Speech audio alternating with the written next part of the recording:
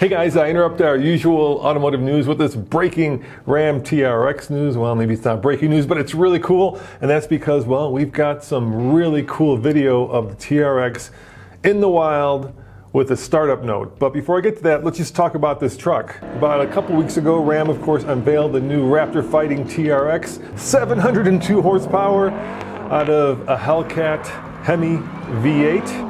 And since that time, a lot of these trucks have been running around in the wild, I suspect being tested by Ram engineers. We actually got a picture today of it towing a massive boat, but an Instagram user, Hydro TRX, which I also think is the color here, the blue color, recently put up this video. So I won't tease you any longer. Let's go to it and turn up the volume because you're going to get your first sound of that big boy Hemi V8 Hellcat powered TRX in the wild.